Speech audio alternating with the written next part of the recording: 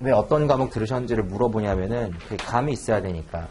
레벨 1에서 주로 우리가 좀 집중하는 그 섹션이라고 해야 될까요? 아니면 섹션은 아니고 집중해야 되는 뭐라고 표현해야죠? 집중하게 되는 분야라고 해야 될까요? 그게 기본적인 툴 과목들이에요. 예를 들어서 지금 회계 배우셨다고 얘기를 했는데 결국에는 회계가 분석이 안 되면 다른 어떤 과목들도 분석이 안 되겠죠. 그래서 회계 과목 쓰시는 거 아니에요. 그냥 가볍게 들어보세요. 이해가 되는지 안 되는지 한번 보시고요. 결국에는 회계가 분석이 안 되면 안 될 거고 요즘에 통계 분석 안 하면은 또 분석이 안 되잖아요. 그래서 회계 통계 과목이라든가 그리고 가장 기본적인 거시 미시경제 이게 분석이 안 되면 개별 상품이라는 건 결국엔 시장을 이길 수가 없는 거니까 대부분 시장을 따라가게 되어 있고 그 다음에 여기에서 이제 개별적인 상품군으로 들어가게 되면 예를 들어 주식이라든가 방금 전에 얘기하셨던 픽스 인컴이라든가 데리버티브라든가 얼터티브 여기 네 과목이 이렇게 붙죠. 이게 개별 상품군인 거예요.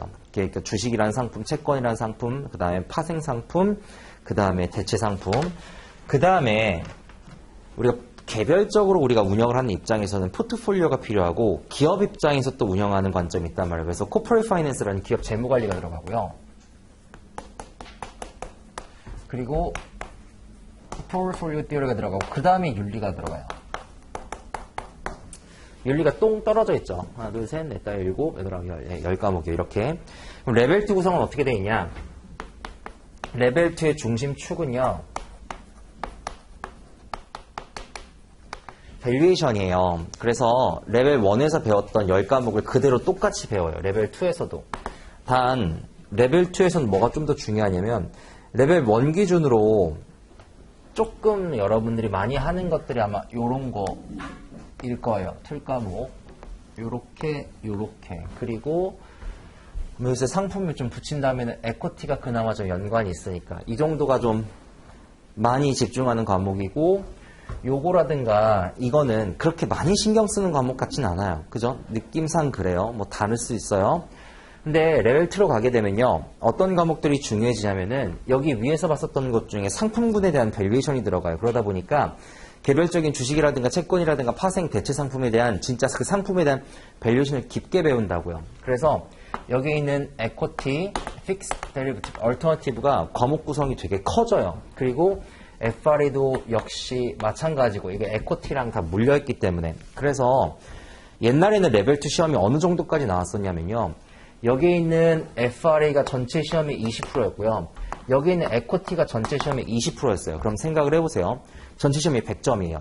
근데 40%가 두 과목이라고요. 그러면은 내가 이 40%를 일단 만약에 다 맞는다고 생각을 해봐요. 자신이 있다고 생각을 해봐요. 그럼 나머지 60점이에요. 그럼 내가 반타작으로 확 찍어요. 그러면은 나 40점을 일단 킵해놓고 나머지 중에서 한 번으로 그냥 쫙 찍으면은 한 20점 정도 맞겠죠. 그럼 60점이에요. 토탈 60점이면은 거기서 내가 10점만 올리면 합격할 수 있다고요. 그러니까 그 말인 즉슨 나머지 8과목 중에서 내가 한 과목만 다 100점 맞을 수 있으면 합격점에 들어갈 수 있는 그 정도로 과목 편차가 심했었다고요. 어떤 느낌인지 알겠어요? 그러니까 이거하고 내가 나머지 과목 중에서 10점짜리 과목이 있을 거 아니에요. 한 과목 잡아요. 그럼 나머지 3분의 1로 딱 찍어버려요. 그러면은 합격할 수 있을 정도의 그 정도 편차였다고요. 지금은 그게 조금씩 무너지곤 있어요. 근데 어쨌든 중요한 거는 여기 에코티, 픽스 인컴, 데리버티브, 얼터너티브에 대한 밸류에이션이 주된 과목이 되고 그 다음에 나머지 것들 예를 들어서 퀀트라든가 에코라든가 이런 것들의 과목 편차가 조금 떨어지죠. 레벨 2로 가게 되면요. 툴이 아니라 이제 밸류에이션으로 들어가다 보니까 이제 레벨 3로 가게 되면요. 이게 문제인데 이게 좀 자산관리를 말씀을 드리면은 자산관리를 기획하는 플래닝 단계가 있을 거예요. 그리고 이거를 실행하는 엑세큐션 단계가 있을 거고 그 다음 이거를 모니터링하고 리밸런싱해서 다시 피드백을 주는 과정이 있을 거예요. 그 다음 다시 돌아가는 과정이고요. 근데 지금까지 레벨 1, 2는 진짜 이 엑세큐션의 아주 세부적인 한 과목만 배운 거예요. 무슨 얘기냐면 또는 플래닝이 아주 한 세부적인 과정. 무슨 얘기냐면 자산관리를 기획을 할 때 처음에 계획을 세우고 이거를 실행을 하고 이거를 모니터링하고 피드백하고 등등등 하는 과정에서 내가 계획을 세우려면 일단 회계도 알아야 되고 재무도 알아야 되고 뭐 경제도 알아야 되고 개별 상품도 알아야 되니까 플래닝과 엑세큐션의 그 중간 어디 요 즈음에서 세상에 이런 것들이 있으니까 네가 알아야지 이 모든 것들을 할 거 아니야. 라고 생각을 하는 거예요. 그럼 레벨 3로 가게 되면 이게 어떻게 바뀌냐면, 자, 제가 플래닝 말씀드렸잖아요. 이건 플래닝 단계에 안 들어가요. 플래닝에 뭐가 들어가냐면, 예를 들어서 개인이 있어요. 노인분이 있고 젊은 사람이 있어요. 자산 관리가 똑같아야 돼요? 다르죠. 노인분은요, 일반적으로 리빙 익스펜스가 더 많이 탄다고요. 들어간다고요. 메디컬 케어 익스펜스 더 많이 들어갈 거고요. 차일드 케어 익스펜스는 조금 줄어들 거예요. 젊은 사람들보다는요.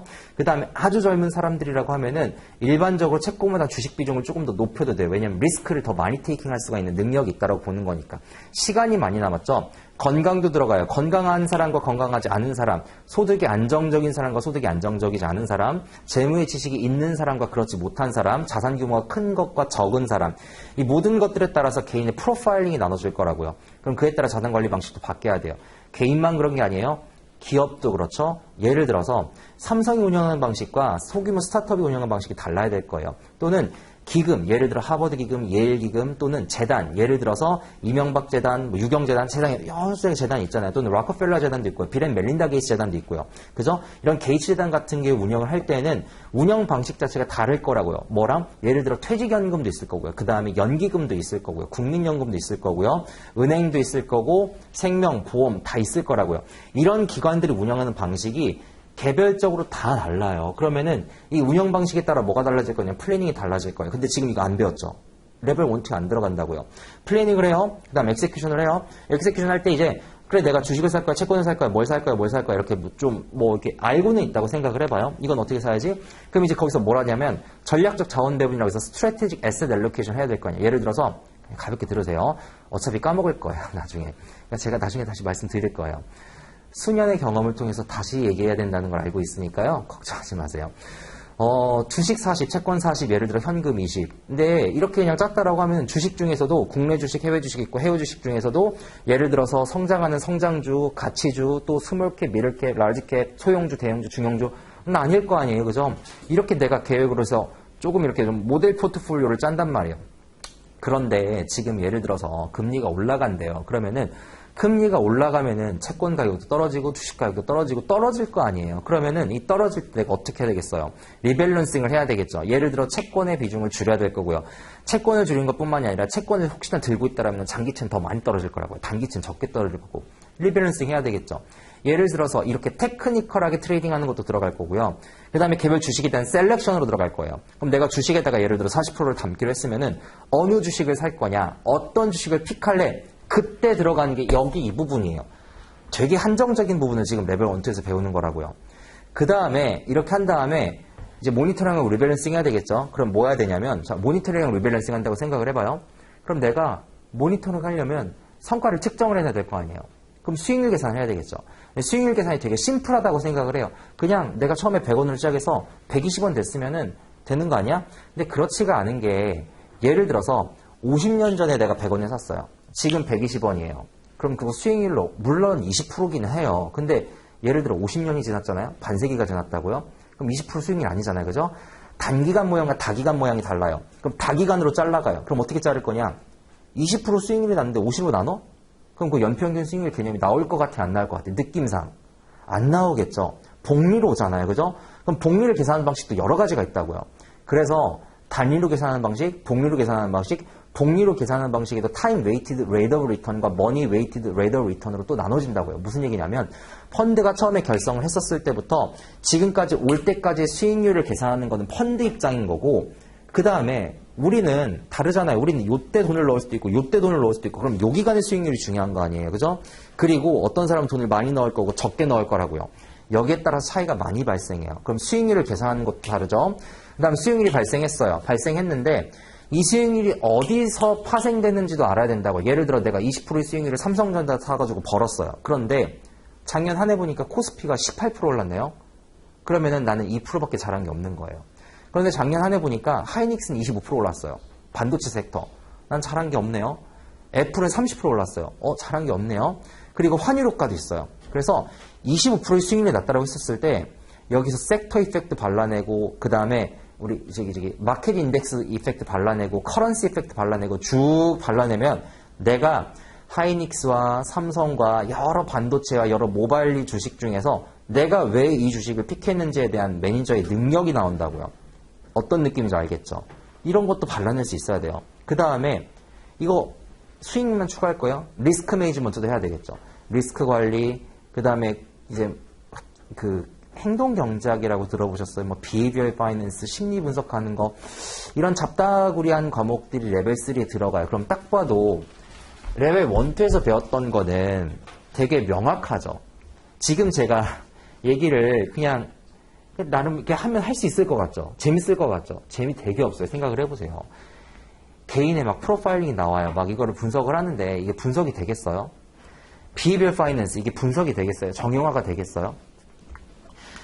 리스크 매니지먼트? 이 중에서 CFA 하시는 분들 중에 리스크 매니지먼트를 하려고 오시는 분들이 얼마나 되시겠어요? 물론 있겠지만요. 무슨 얘기냐면 또 레벨 3에서 또 어떤 과목도 들어가냐면 예를 들어서 트레이딩 과목 같은 것들도 들어간다고요. 트레이딩은 예를 들어 내가 10주를 사기로 결정을 했어요. 그러면 이거를 뭐 시장가 주문을 넣을지 마켓 오더를 넣을지 또는 지정가 주문을 넣을지 이런 것들도 결정을 한다고요. 주식 해보셨으니까 시장가 주문 그 다음에 지정가 주문은 다 알 거 아니에요. 지정가 주문 내가 가격과 수량을 정하는 거고 시장가 주문은 수량만 정해서 알아서 체결해달라고 하는 거고. 근데 이게 에세이로 나오네요. 어떻게 나오냐? 장단점을 쓰래요. 그럼 장단점 뭐가 있을까? 지정가 주문 내가 원하는 가격으로 사는 거 아니에요. 그죠? 가격에 있어서의 price certainty가 있는 거예요. 대신에 뭐가 없어요? execution에 대한 uncertainty가 있는 거죠. 체결이 안 될 수도 있는 거예요. 그 다음에 시장가 주문은요. execution에 certainty가 있는 거예요.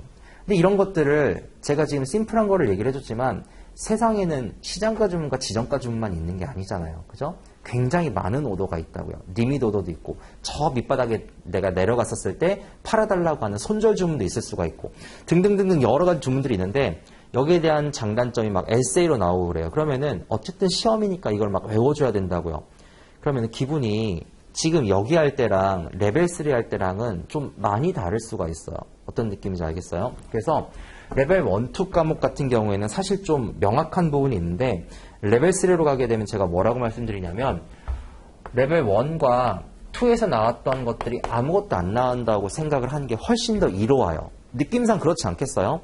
물론 에코티라든가 픽스 인컴이 나오긴 해요. 데리비티브도 나오긴 해요. 근데 레벨 1과 2에서는 이거를 밸류에이션 하기 위해서 배우는 거라면 레벨 3에서는 근데 채권을 우리가 리밸런싱 할 거야. 리밸런싱을 할 건데 몇 주를 사고 팔래? 라고 하는데 생각해 보세요. 일반인들이 거래할 수 있는 게 채권이 아니에요. 기본적인 단위가 우리가 거래하는 기관에서 몇십억, 몇백억 단위를 거래를 하는데 채권 거래를 우리가 흔히 하겠어요? 그거를 몇 주 사고 팔지를 우리가 결정하는 것 자체가 나한테 어떤 느낌을 주냐면 이렇게 하는구나 정도지 정말 그렇게 막 느낌이 와닿지가 않아요. 파생상품 몇 주 거래할까? 예를 들어 듀레이션을 고친다라든가 아니면 컨벡스를 고친다라든가 아니면 파생상품에서 델타, 감마, 막 롤을 이런 거 조정해가지고 조정한다라든가 이걸 몇 주 사고 파는 게 나한테 그렇게 느낌상 많이 안 와닿는다고요. 그래서 레벨 1, 2 과목이 없다고 생각하는 게 나아요. 그럼 레벨 3는 무슨 과목이 뭐냐? 그냥 아까 얘기했던 14과목이 새로 들어온다고 생각하는 게 훨씬 더 편해요. 그럼 14과목이 들어왔어요. 시험 대비를 해야 되겠네요. 자, 윤리과목 얘기하려고 얘기한 거예요. 윤리과목의 과목 구성이 어떻게 되어 있냐면요.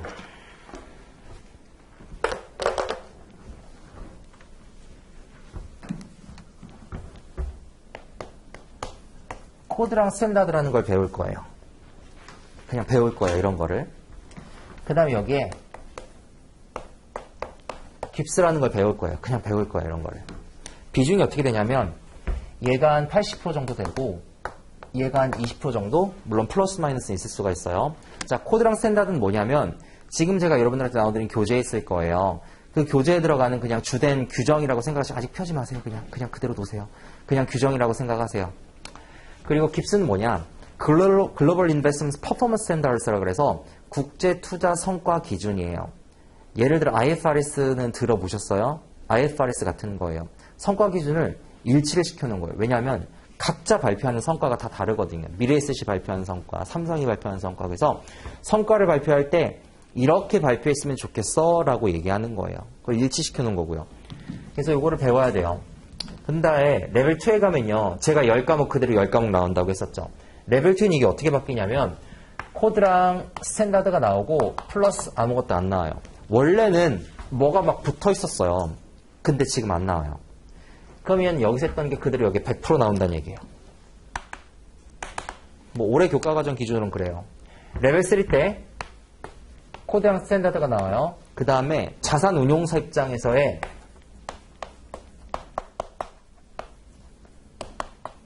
에셋 메이저 코드라는 게 하나 더 붙어요. 비중은 80%, 아니 20%.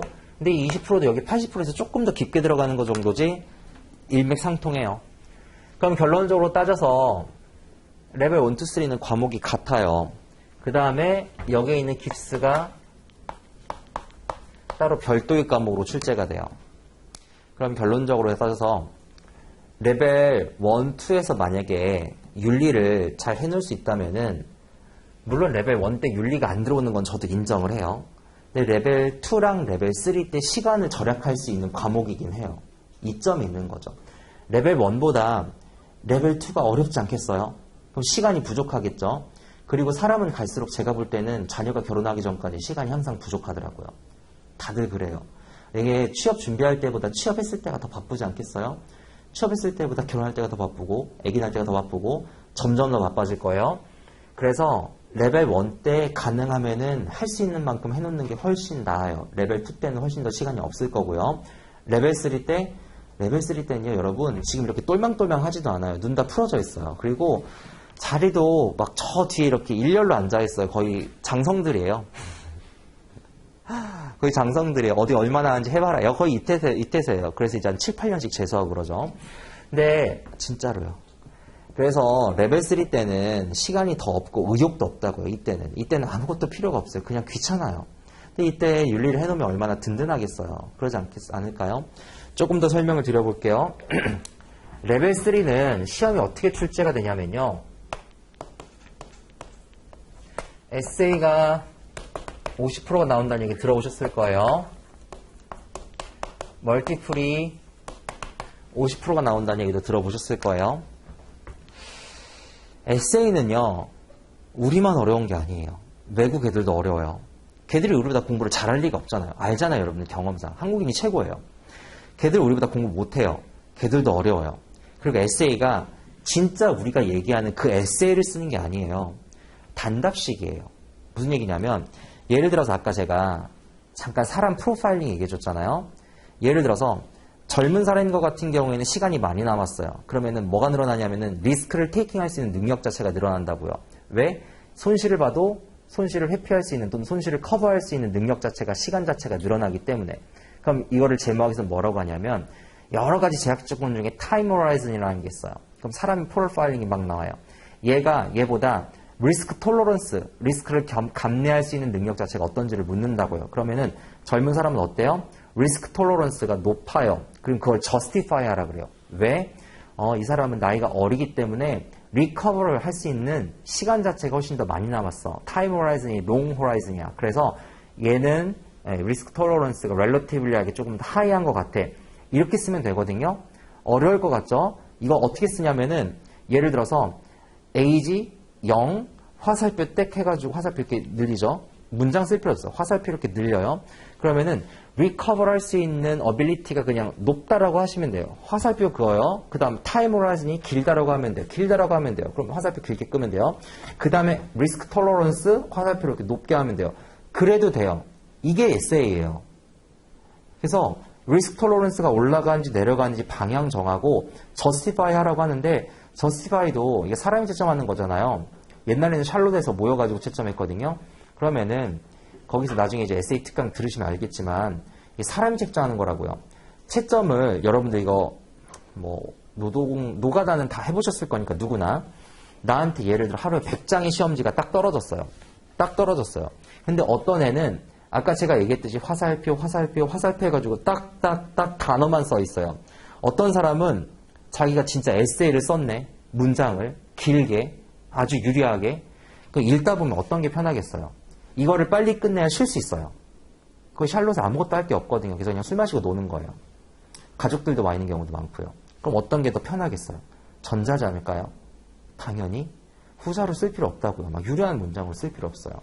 근데 어쨌든 그래도 어렵죠. 인정. 어려워요. 외국 애들도 많이 못 맞아요.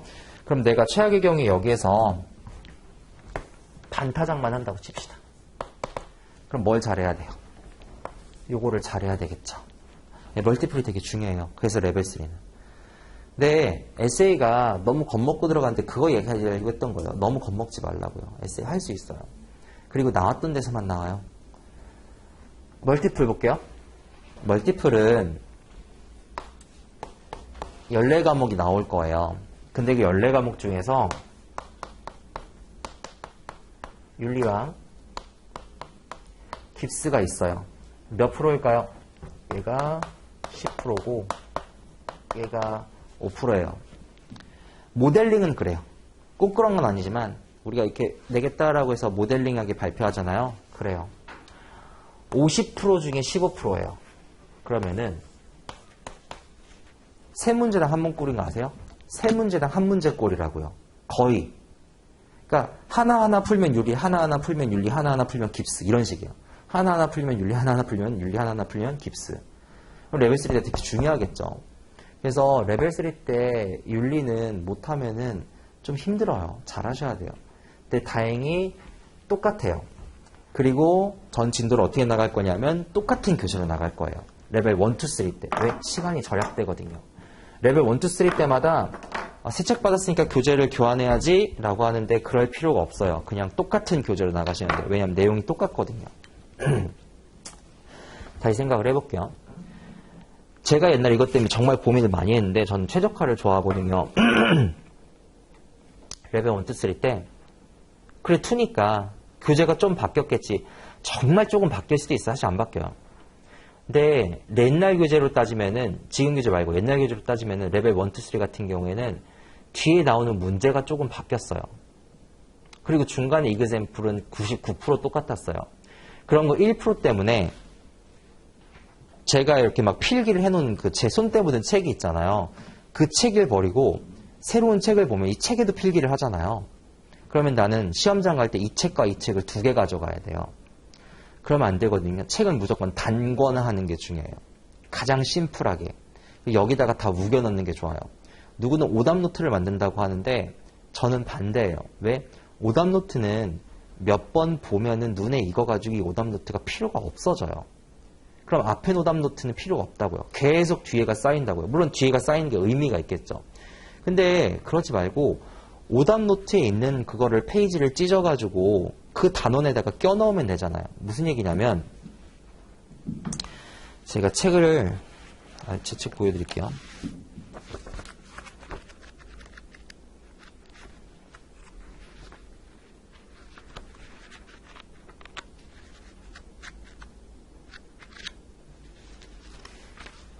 이게 제 책이에요. 책이죠. 이렇게 껴놓잖아요. 오답 노트가 있으면 여기에 껴넣으면 되는 거 아니에요? 그럼 이 단원 봤을 때 여기 보면 되잖아요.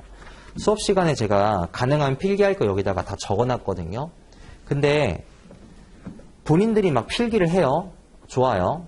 근데 필기하면은 찢어가지고 여기다가 이렇게 끼워 넣으면 돼요. 그러면은 나중에 이 책 볼 때 그냥 쭉 보면 여기 다 들어있잖아요. 다른 책을 늘리지 말라고요. 문제를 풀다가 모르는 게 나와요. 그럼 찢어요. 책 찢는 게 그렇게 나쁜 일은 아니잖아요. 그죠?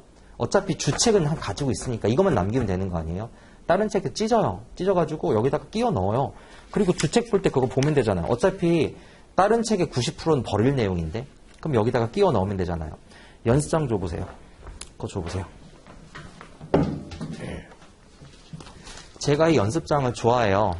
근데 이런 게 있는데 이거보다 조금 작은 사이즈가 있어요. B5 정도.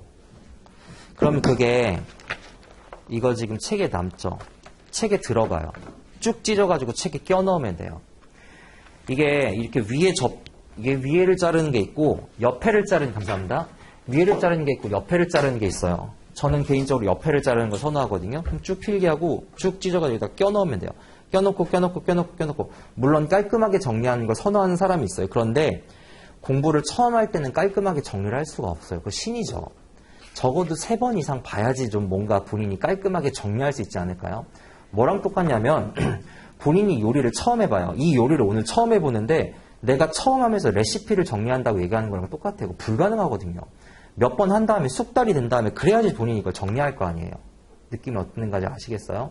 처음 할 땐 정리 못해요. 그냥 처음 할 때 다 때려 넣는 거예요. 무조건. 그래서 처음 공부할 때 관련된 모든 자료를 보면서 관련된 모든 것들을 여기 만약에 그 페이지라면 그 페이지에 다 때려 넣으면 돼요.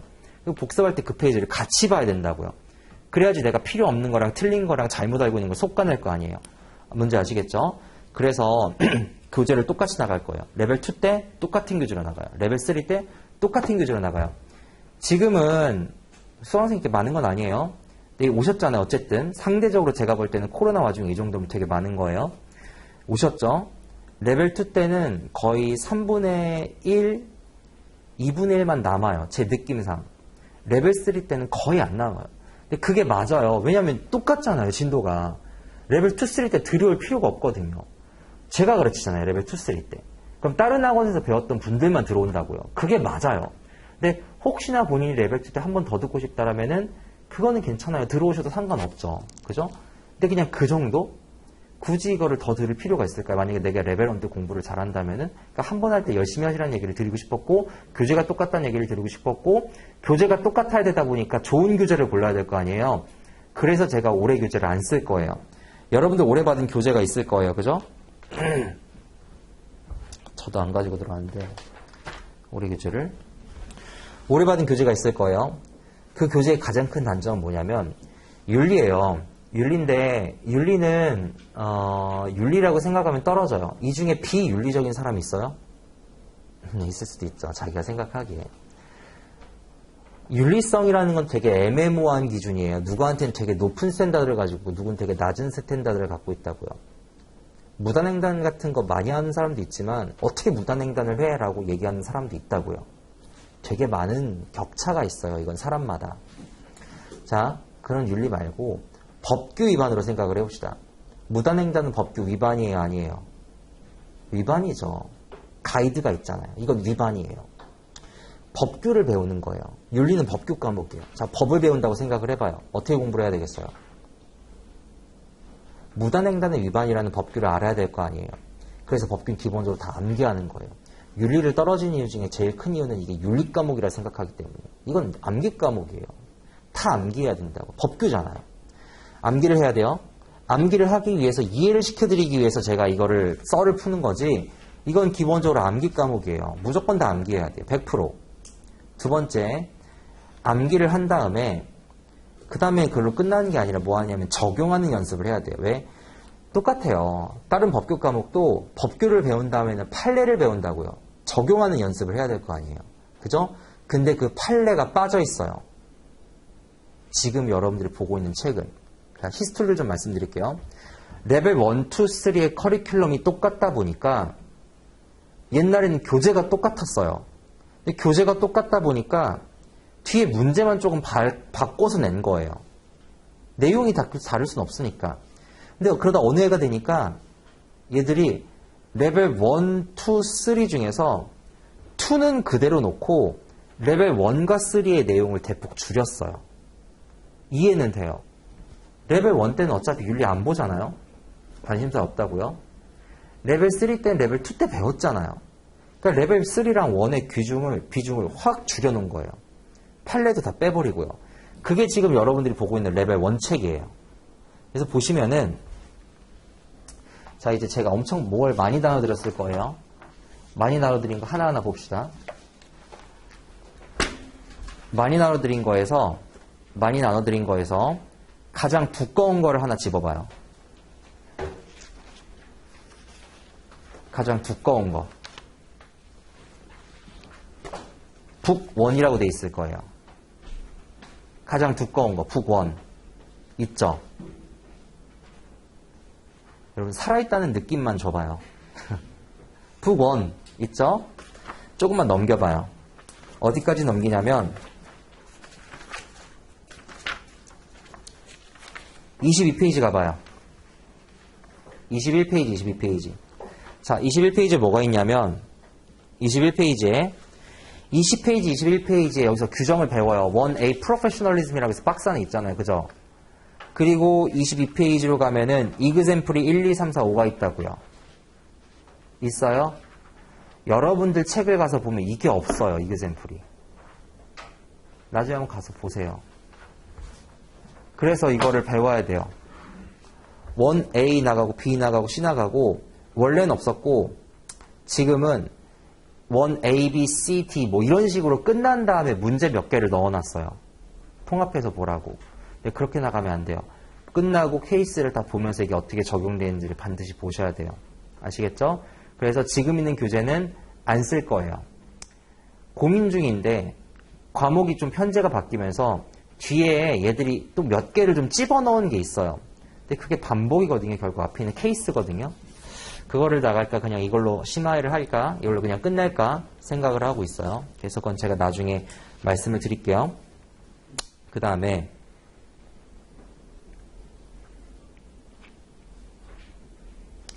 여러 가지 핸드아웃이 나왔는데 외래어가 범람하는 자 봅시다. 두꺼운 거 봤고요. 그 다음 두 번째로 다른 4개의 프린트물이 있을 거예요. 일단 심플한 거 먼저 합시다. 가로로 돼 있는 컬러로 돼 있는 게 있을 거예요. 있죠? 이 깁스예요. 아까 얘기했던 여기 곁가지로 따라 하나 붙는 거. 근데 이거는 레벨 3 기준으로 정리한 거예요. 다 모르셔도 돼요. 제가 배워야 되는 것만 나중에 찝어드릴 거예요. 그래서 이거는 보시고서 아 레벨 3 때 하면 되겠구나 정도로 생각하고 그냥 넘기시면 돼요. 마지막 시간에 가져오시면 돼요. 계속 가지고 다니겠죠? 그 다음에 이제 또 나머지 3개가 있어요. 상대적으로 얇은 거. 그 얇은 것 중에 이제 문제가 담긴 게 있어요. Sample CFA Institute Standards of Professional Conduct 있죠? 이거는 커리큘럼북 문제예요. 무슨 얘기냐? 책이 2개가 있어요. 스웨저 책이 있고 커리큘럼북 책이 있고. 스웨저 책은 요약본이고 커리큘럼북은 원서라는 거 들어보셨어요? 네. 스웨저는 요약본이고 이거는 원서예요. 원서에 있는 뒤에 보면은 문제가 42개가 담겨 있어요. 40개인가? 40개네요. 40개가 담겨 있어요. 이거는 난이도가 조금 어려워요. 레벨 2 때 제가 풀어드리거든요. 근데 그냥 나눠드릴게요. 풀어보시고 반드시 해설 읽어보세요. 그리고 이해가 돼야 돼요. 왜 그런지. 이게 법규 과목이기 때문에 그래요. 이게 왜 위반이 됐는지를 그걸 로지컬하게 이렇게 따라가는 과정이 필요해요. 그래서 이거는 안 풀어드릴 거예요. 풀어보실 분 풀어보시고요. 이제 2개가 남아요. 한글로 된 게 있고 영문으로만 된 게 있고. 한글로 된 거는 제가 이거 핸드아웃 보세요라고 하면 이거 보세요. 핸드아웃 보세요라고 하면 이거 보세요. 여기서 내용 정리를 대충 하고 들어갈 거예요. 이게 서머리가 아니에요. 그냥 제가 내용 정리를 하기 위해서 필기를 좀 줄이기 위해서 정리해 놓은 툴일 뿐이에요. 가볍게 보시고요. 그 다음에 영문으로 되어 있는 게 있어요. 영문으로 되어 있는 거.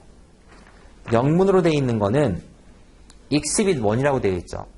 커리큘럼북을 복사한 거예요. 그러니까 요약본이다 보니까 스웨저가 내용이 다 안 나온다고요. 그래서 커리큘럼북으로 내용 정리를 조금 더 해야 되겠다라고 생각되는 부분은 제가 이걸로 가르쳐 드릴 거예요. 다 이해됐죠, 우리?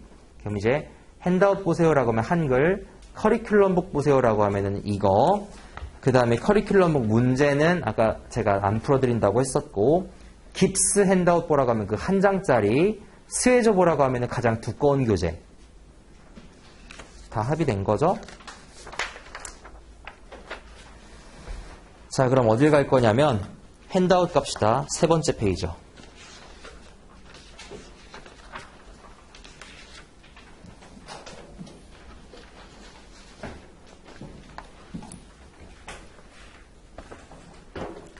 거기 가시면은 핸드아웃 3번째 페이지 가시면 자본시장의 구조라고 돼 있고 MBS의 3가지 구조라고 돼 있을 거예요. 찾았나요?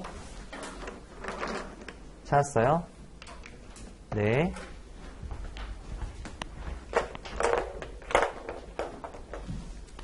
거기다 써 있으니까 쓸 거 없어요. 그냥 가볍게 보세요. 오리엔테이션이야, 첫 시간. 다른 진도 안 나갈 거예요. 보세요.